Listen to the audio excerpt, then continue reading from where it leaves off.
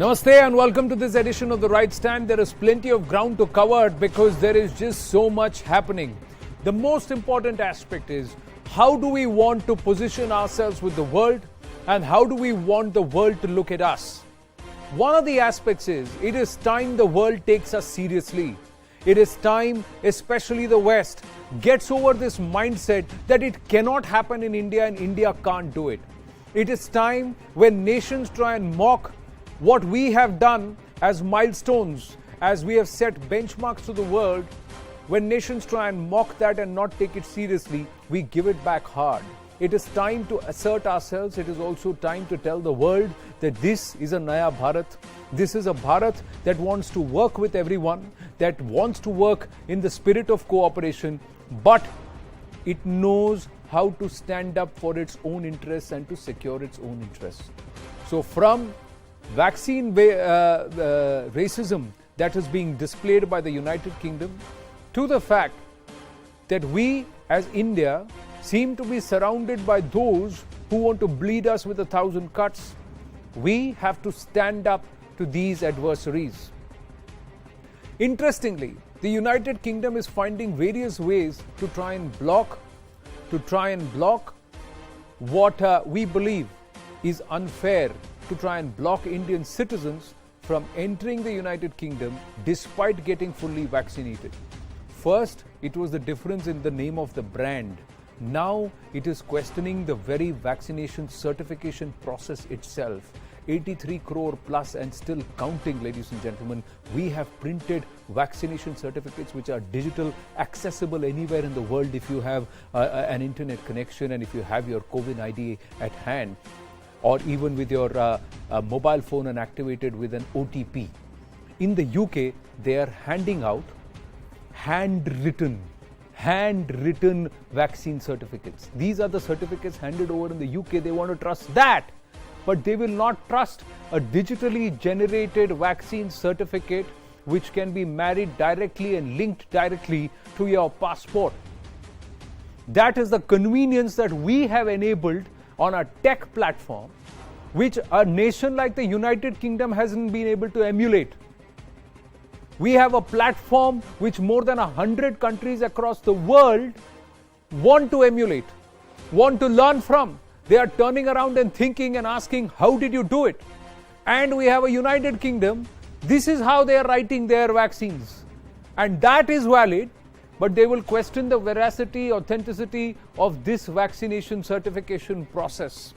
Why should we take it lying down is a question that one will ask. Let's go across to COVID Chief, Dr. R.S. Sharma. He is with us, Chair of the National Health Authority. R.S. Sharma ji, namaste. Thank you very much for speaking with us. Sir, this is audacity. We are showing the world what technology can do to enable, and we have nations like the United Kingdom questioning us, saying, are you really able? No, actually, I think, Anand, I have also seen the news sort of going around on channels that the United Kingdom have expressed concern on the COVID certification process.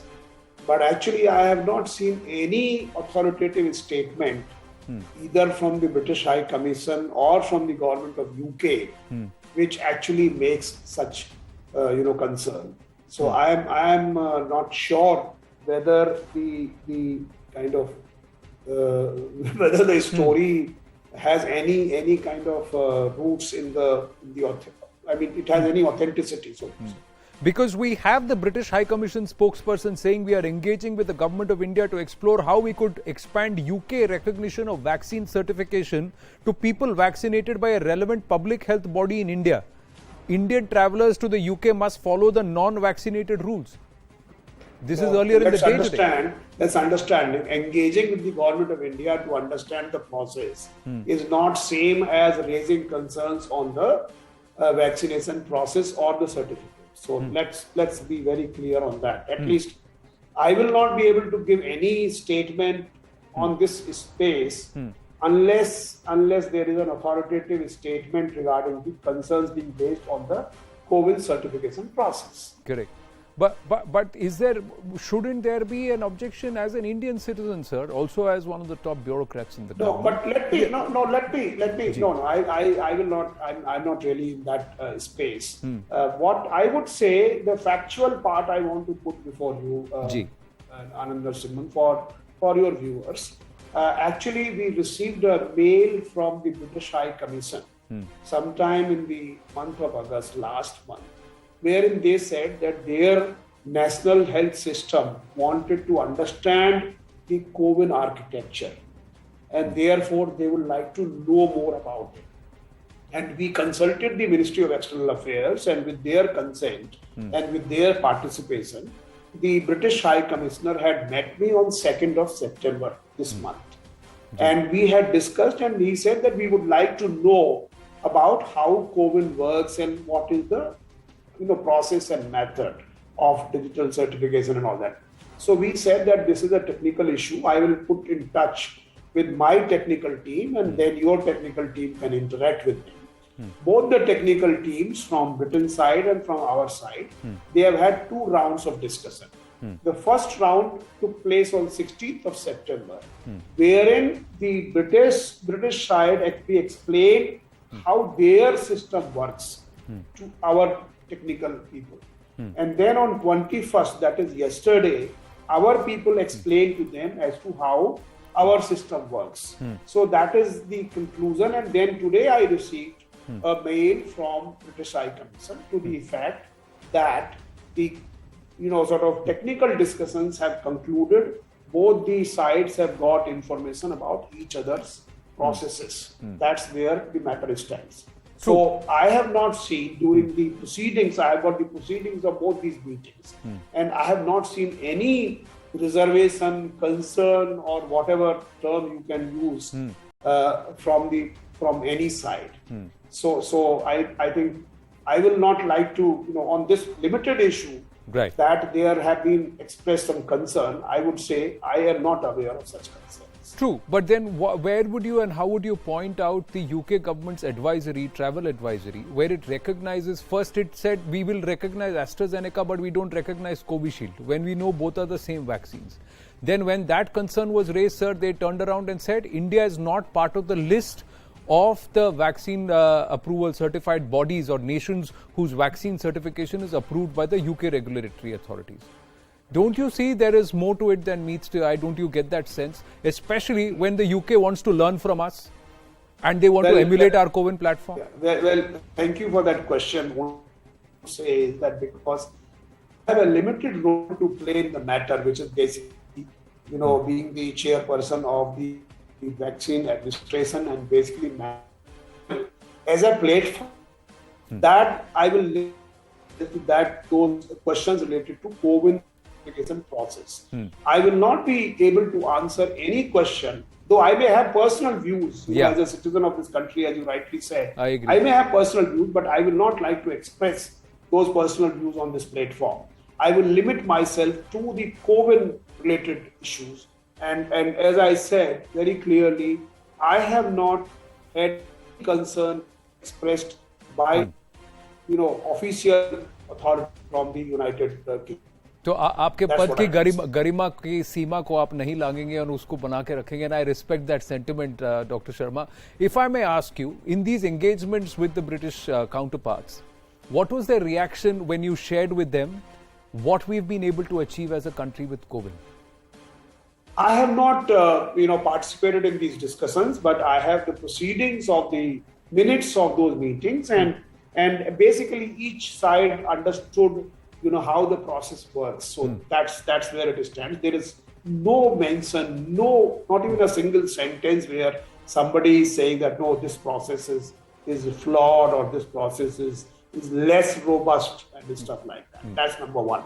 Number two, let me share with your viewers the fact that a couple of weeks back, the WHO came out with their standards of vaccination certificates. And actually, we were aligning ourselves completely with those standards. And it was a happy coincidence when we reviewed as to what the WHO standards say and what our data part says. It was absolutely aligned. we have all the data elements which are required for any digital vaccination certificate. For example, the identity of the person, the vaccine with which he or she has been vaccinated with, the dates of vaccination, and the place where he was vaccinated, and other details of that person. So I think there is no element which is lacking. Similarly, on the issue of packaging, which means how the certificate is formatted, we satisfy all the standards of encryption, which means the digital verification of the certificate, that it can be verified, that it has its authenticity and integrity can be verified, and we are using the highest levels of encryption. So there is absolutely no flaw of any kind. The only minor thing which actually is there, which we did not collect the date of birth, because we believe in collecting minimal data. Therefore, we collected year of birth.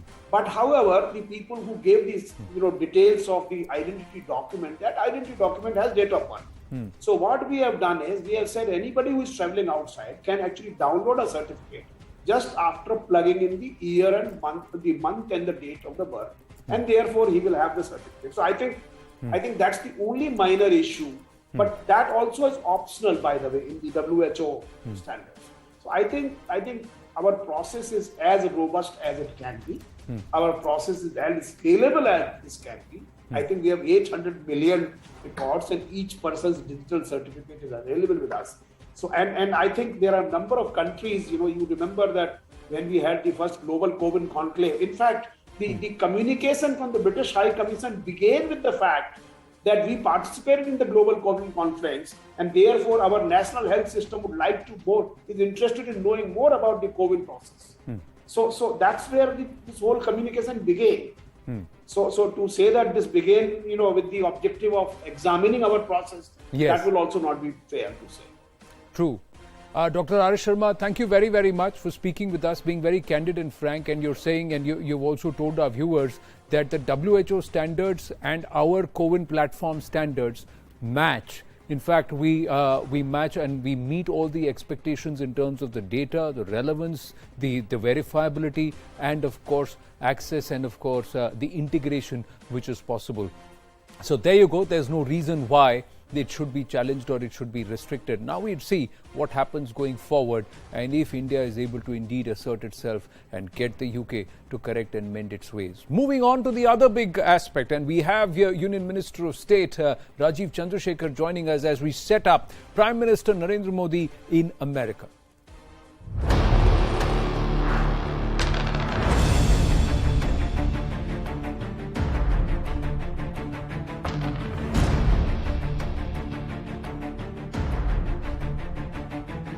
Important aspects which both America and India have a commonality, and that is the issue of China and its growing aggression that we will see being addressed in the Quad Summit.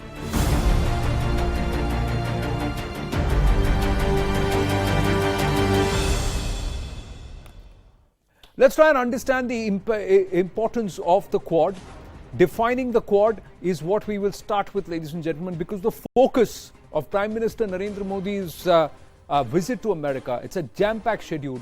It's not only just trade, it's not just the speech at the UNGA and what are the aspects that they touch upon. It's the shifting global geopolitics and the strategy and the alignments. This is a loose alignment, but these are nations which are democracies, which are coming together to safeguard democracy and to fight this rising championing of authoritarianism.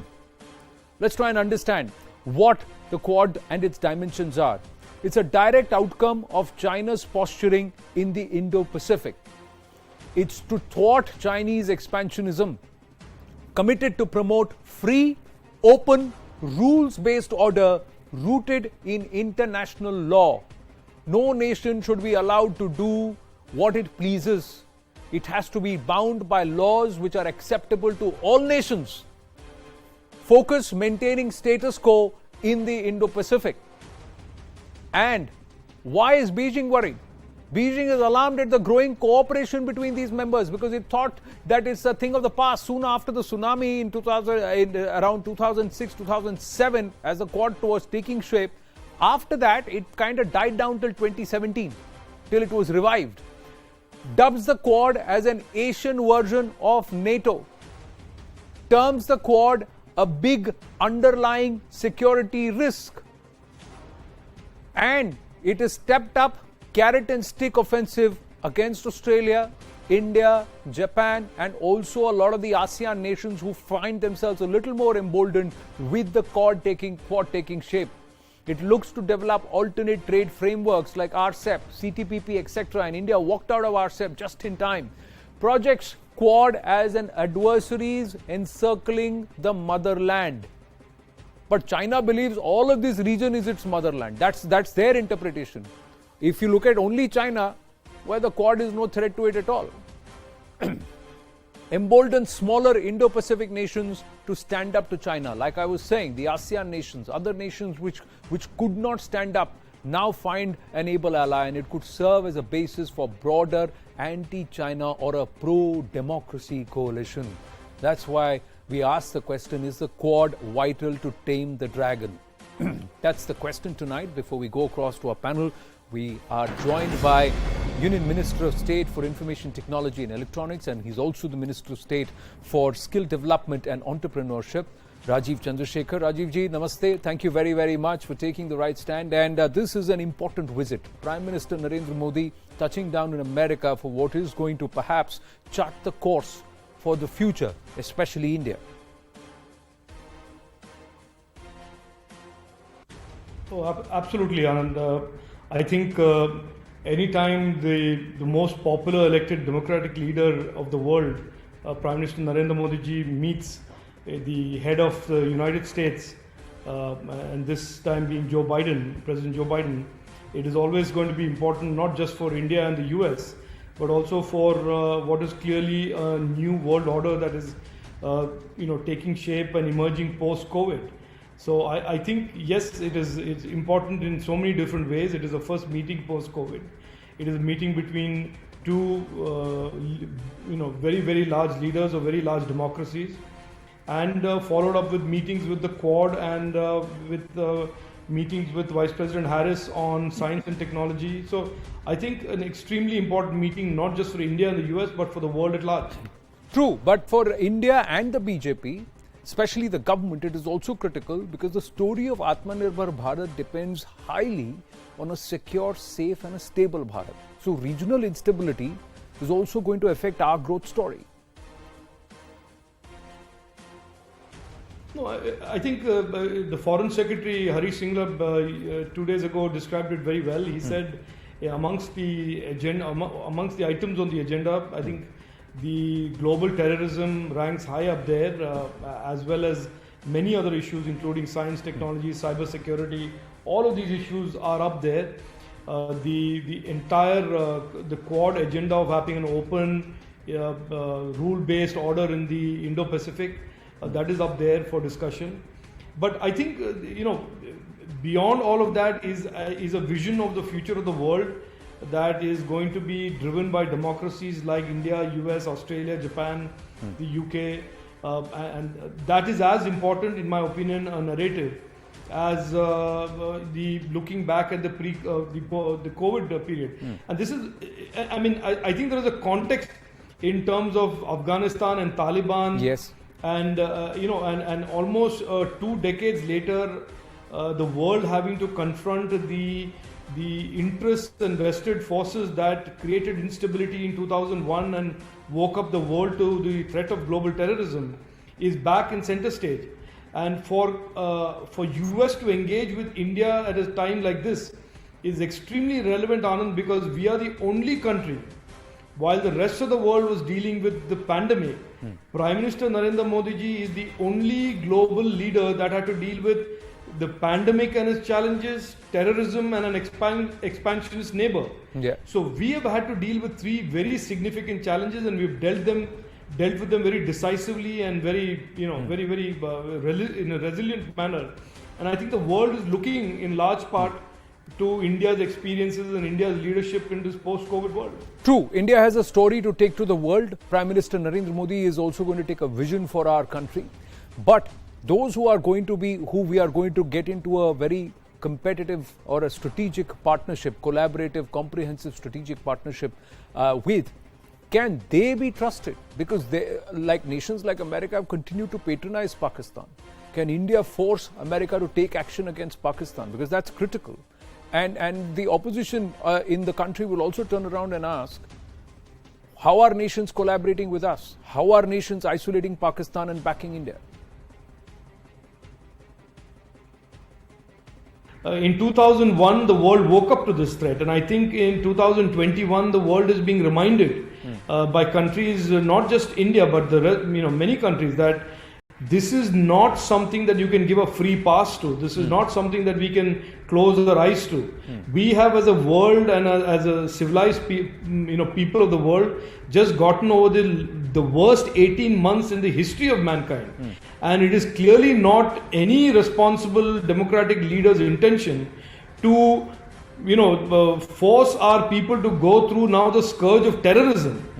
We have just had the peoples of the world pay a heavy cost on this pandemic in lives and livelihoods, and it can't be anybody's case, even if you're the most liberal or leftist opinion person, that the terrorism and the threat that Afghanistan under the Taliban represents to global terrorism is something that we can close our eyes to. We cannot close our eyes to. And I don't mean this as a partisan Pakistan bashing thing. It is just simply about our own national interest and the interest of all civilized democratic people of the world, that we cannot be ignorant of the threat that global terrorism poses today to our people today and in the future. We have to address it decisively now.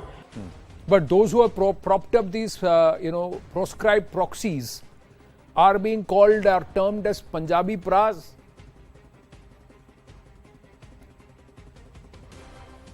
Yeah, and it is one of those, inexplicable, I don't know what you want to call it, consequences of having the democracies have these kind of elements. Because if there is an organization in our neighborhood that is responsible for the deaths and mayhem and blood of innocent people, women, children, men across the subcontinent and indeed across the world, it is the Pakistani ISI and the Pakistani state. And to be calling them brothers and calling them, embracing them in a political party like the Congress, I can only say, look, I think there is madness, and then there is this level of madness. I call this, going beyond the call of being bizarre and crazy. This is just absolute nonsensical. The Pakistan army are not anybody's brothers. They are a bunch of crooked, corrupt generals who have exploited the Pakistani people and inflicted mayhem on generations of Afghans, generations of Indians. And to be now calling them brothers is a sign of absolute political insanity. True. My penultimate question, Rajiv ji, up your domain, your Minister of State for Skill Development, Entrepreneurship, and also IT and Technology. One of the dimensions today of Prime Minister's engagement is going to be trade, bringing in investments and making India an attractive market. But there is also the question of data sovereignty, data security, data colonization. It's been one of the pinpoints or pain points with America. Anand, this is a good question, and I want to make this point that apart from India under Prime Minister Narendra Modi dealing with the COVID, the terrorism, and the expansionist moves by our northern neighbors as challenges, we have also done something remarkable in Prime Minister Narendra Modi ji's policies. We have record FDI coming into the country, record investments in manufacturing. Our exports are at a record high. Our agricultural production is a record high. We are poised now to cross 10% per annum growth for the first time in recent history in this financial year. So there has been a resilience and a new confidence about the Indian economy that has been built during this very difficult COVID pandemic. That is an unusually amazing thing that needs to be talked about. And I think going forward, India's position in the technological space will be a position of a very confident leader driving global policy and global working with the US and other countries in shaping the future of technology. Jay. And part of that is that we will have a data protection architecture, a data protection and the whole data economy legislative framework that is global standard, contemporary, that allows and gives multiple countries with multiple jurisdictions the confidence to work with India and in India's jurisdiction on all matters and all things digital.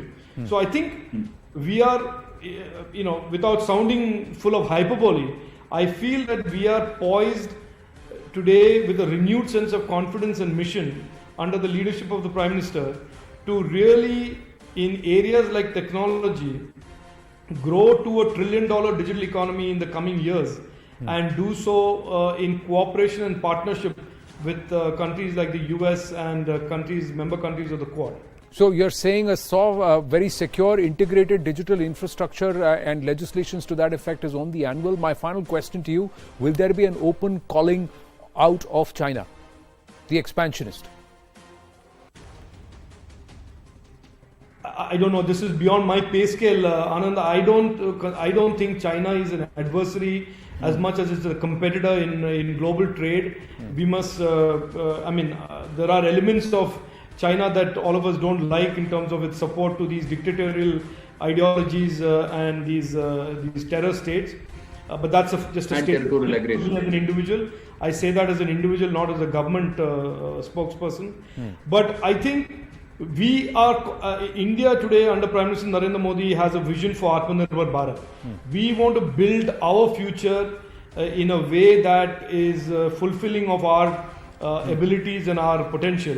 And I think that confidence has been reinforced by what we have done in the last 18 months as a nation and as a people under the PM's leadership.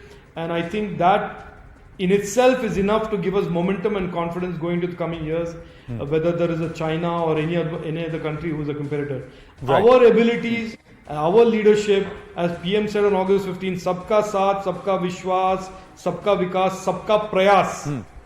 If we get behind the goals and ambition that our Prime Minister has laid out, no force on this earth, including China and all of its friends, can stop us from our destiny. And that's something I believe in strongly. True, I agree. And let's hope that that's how it plays out, because there are many who would want to derail India and India's growth story. Rajiv Chandrasekharji, thank you very much for taking the right stand, and thank you for speaking with us here on Prime Minister Modi's visit to America. Let's go across straight to our very august panel who've been also very patient. I thank them for their patience right at the outset as I say good evening to all of them. Dr. Satoru Nagao, fellow non-resident at the Hudson Institute, is joining us from Tokyo in Japan. We have Dr. Roger Liu, Associate Professor of Flame University. Dr. Harinder Sekhon, who's a strategic and foreign policy analyst, is also with us. Colonel Lawrence Sellen is back with us, retired US Army officer. Always a pleasure to have him with us. And also Ambassador Parthasarathy, former diplomat. Ambassador Parthasarathy, let me start with you. Quad, how significant do you see it being strengthened? Do you see, this convenient strategic multilateral engagements which are loosely defined but also cohesive with one common goal of democracy standing up to authoritarian regimes? Do you see that manifesting? Let's put it this way, that we have got into a comfortable relationship with three other important partners in the world, and whether it is the US or Australia or Japan. Now, this I see immediately have the goals I would put to it is recovery of economic growth for the world. I would also like the Quad to become a major player in dealing with the pandemic, and particularly now at the talk of the expanding our vaccine production with the American firms joining in. This is good, and this is the primary thing: economics, the problem of the pandemic, and more lastly, I think, let's be real, though I hesitate to say so, this is all about dealing with Chinese expansionism. And I think President Biden put it well, that we are not seeking to compete or underplay China's role. It is a global and leading power. But there are certain facets to its power, as the minister said earlier, which are disturbing. I mean, the desire for the natural resources of every country, going to the extent of supporting the Taliban because of the possibilities of access to that vast natural resources of Afghanistan, and then playing on borders. I mean, there's no country with whom it has maritime boundaries which are settled. China has about 11 maritime boundary disputes. So they're dealing with this without sort of pushing it to a corner. I think this is going to be from what Mr. Biden says and what the Prime Minister said. This is not all about China, but it is certainly of building a world order in which China is dissuaded from the sort of actions it is given to take. The AUKUS has come in as an embarrassment. It's pity that France is falling out, and I think it's our job to see that France remains as wedded to the Asia-Pacific security or the Indo-Pacific security, as we call it, as anyone else. It is a major power. It has a major naval prowess, and it has colonies in the Pacific. Correct. So I think let's make it inclusive. Let's not get into quarrels with others, but a very clear agenda. We want peace, and finally Afghanistan. True. I think in the case of Afghanistan, very clearly, even the Chinese are thinking twice about recognizing the Taliban. I think till we have absolute assurances of good behavior by the Taliban, which is an oxymoron, nevertheless, but we should stick on to what we are proceeding with. But these, as I see it, are the major goals. And what we have said earlier, I think India's economic recovery this year has been excellent, and we need to follow it up. Well, see, if we have a growth story, we have to continue to focus on that growth story, and we need to continue to focus on ourselves. But there will be those who want to derail this story. Colonel Selen, how would you see AUKUS? Is AUKUS an embarrassment, or do you think it's also another alignment which is important to ensure that Australia is able to secure and stand up to the dragon, stand up to Chinese machinations? Because China has been particularly severe on Australia and Japan.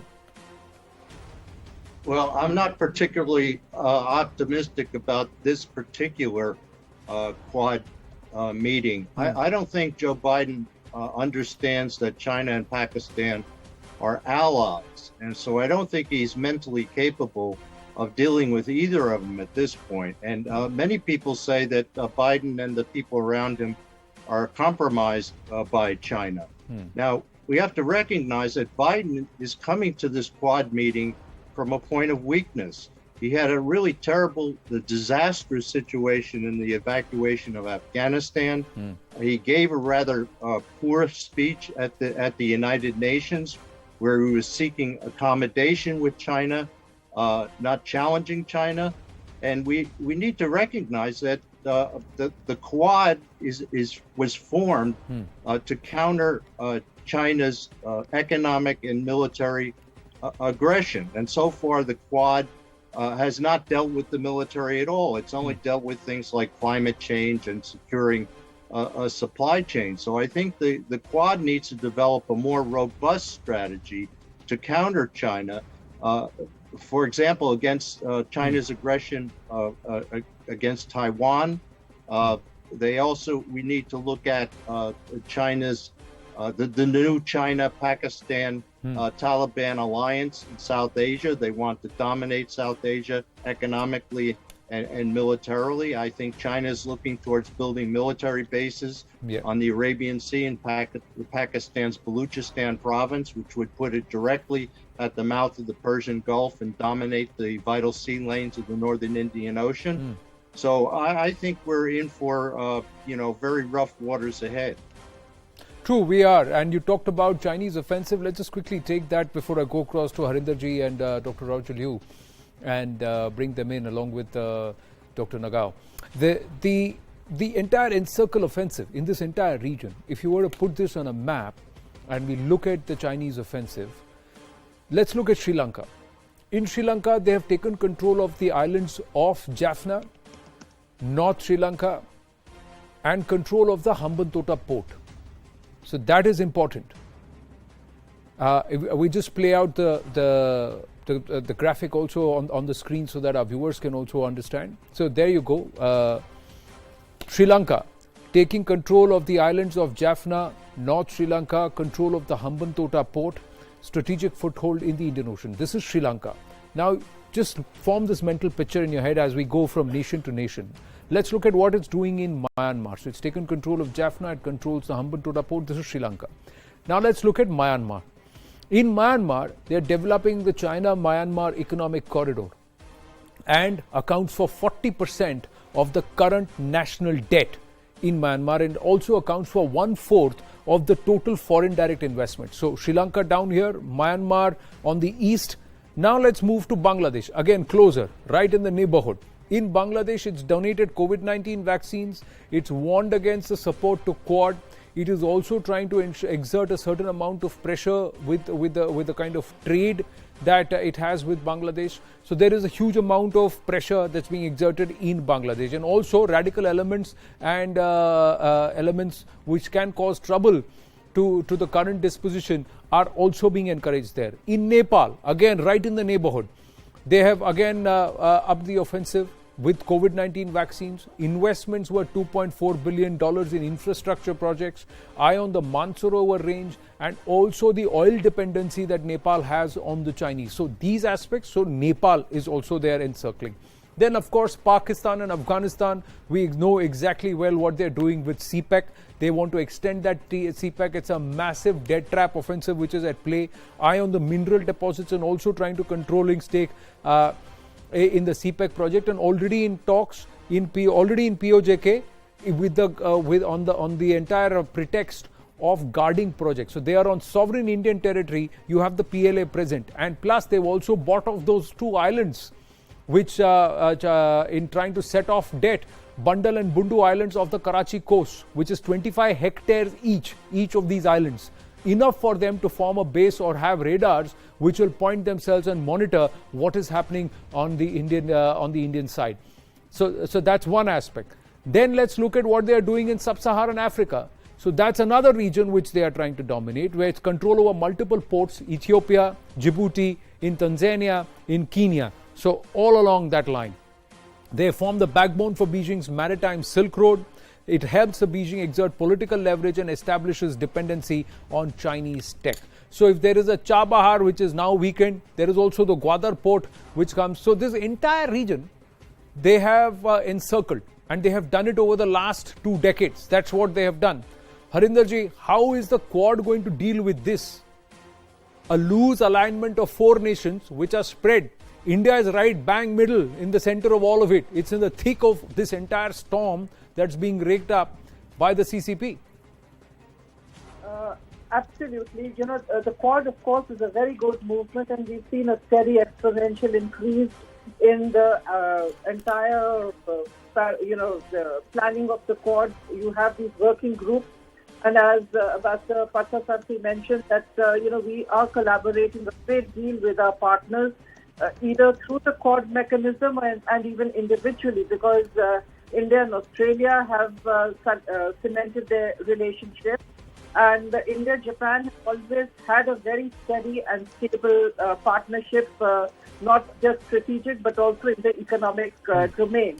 With the United States, again, we've been military partners, we've been doing military exercises, and I think overall it has been a good visibility of the Quad at the leaders meeting for the first time, building upon the virtual meeting of March, where they had highlighted vaccine diplomacy. So, the Quad should not merely be, and I think there's been a subtle change in the character of the Quad from merely a security dialogue. It is becoming more a geo-economic dialogue, and the Quad partners would do well if they looked at an alternative to the Chinese BRI and came up with smaller projects, because none of us has the Chinese muscle economic heft. So we really need to come up with smaller projects which link up the smaller countries and have we set up these supply chains, build up port infrastructure and all. And India has done very well when it comes to soft power, be it in Afghanistan, be it in the Indo-Pacific in 2004 when we had the tsunami. It was India which was the first one which sent its ships, relief ships. So I think these are the kind of mechanisms which we need to build upon. Right. But having said that, there are certain challenges and there are two factors which have been spoken about. One is the Quad is becoming more of a maritime concern, whereas with China, our problems are on our land borders. So how do we set Quad partners to how much we can go with them? How much are they willing to help us on our land borders? Because we have Taiwan, which has been a very tricky, and that has there's been a freeze in India-China relations. The border issues are unresolved. So that is India's biggest challenge. And the second is, the AUKUS. I don't see it diluting the importance of the Quad. But I also agree that Australia and the United States have been military alliance partners since the end of World War II. But when America says that India is a major defense partner, we need to engage more with India. But some of the defense equipment which have been coming from the United States have only been coming through the SMS route. Yes. Would India qualify for something similar? They are going to be giving Australia nuclear submarines. I don't think we are anywhere near that kind of an arrangement or reach that kind of a level of friendship and strategic partnership with the United States. And this builds into our entire, the defense, Make in India, GCTI. So where is, we've signed the foundational agreement, but would the United States now give us more technology? Would it go in for some big ticket collaborations with it? Now, those are the things which are a challenge, and I think we need to think about it. One is, the China factor and our land borders. And when you say that India is a major defense partner, then what action do we see on ground? True. So these are things, so this is where the Indian discourse needs to be, and I think the leaders, Prime Minister Modi needs to really have this talk with his... But Harinderji, as far as defense is concerned, we are a strategic defense partner because we are one of the biggest importers. We are the US's largest customer, and that's why they had a problem when we bought the S-400 from the Russians, and they tried to invoke Katka because they said, how can you go and spend so much money with the Russians? So they will try and exert that pressure. So unless we set up our defense corridors, we have corporatized the ordnance factories, and the OFBs, unless we start making our own weapon systems and unless we start reducing our dependence on defense imports, we are not going to be able to have any say or any leverage going forward, because we will continue to remain dependent on one of the 3 or 4 big manufacturers, be it France, be it the Germans, or on the other hand, Americans or the Russians. We clearly don't want to do any business with the Chinese. But let me go across to Dr. Nagao and Dr. Liu. Thank you very much, gentlemen, for your patience. Let me ask you, Dr. Nagao, what's in it for Japan and how is Japan looking at it? There is a Japan, France, India kind of a JFI collaboration. Japan is one of the oldest partners as far as strategically with the United States. Japan is also bearing the brunt of Chinese aggression. How do you see the Quad framing and its partnership, Japan's partnership with India? Will it be only trade or is there more to it? Okay, thank you very much for asking. Quad is very important for Japan and for other 3 countries, of course, because the Quad, Japan is the pioneer to introduce this idea of the Quad. And why Quad is so important to deal with China? To deal with China, we need to remember the core part of the problem. Core part of the problem is China is rich. That is the problem. China has the ample budget. That is the problem. Why? Without ample budget, China cannot modernize their military so rapid pace. Without ample budget, China cannot start the infrastructure project under the Belt and Road Initiative to create a huge debt to the recipients and control these countries. So China's influence depends on their budget. So how to reduce their income is the key part of how to deal with China. In this case, economic security is important. That is the reason we are focusing on supply chain, alternative market, how to deliver vaccine, or how to set up the new rule under the climate change. All of these are related with how to set up new rules of the international trade. In this case, for a long time, China has exploited the rule of the international trade, and they got huge income and use it to expand their influence.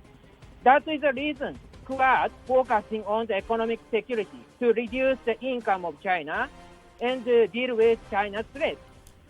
So, view from Japan, this Quad is very important, and India is very important.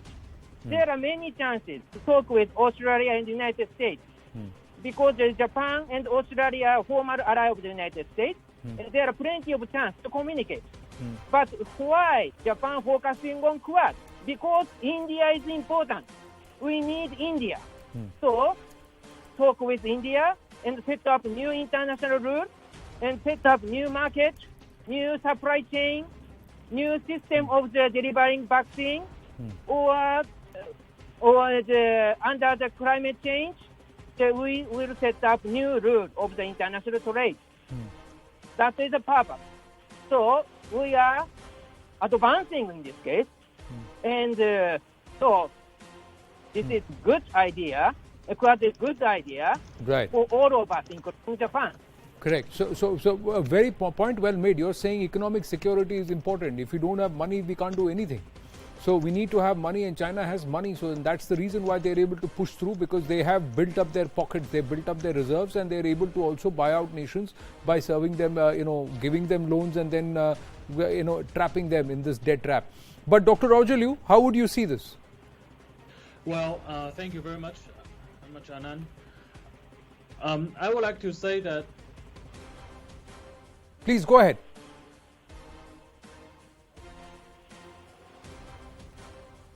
We see Quad, we should see the different aspect of Quad.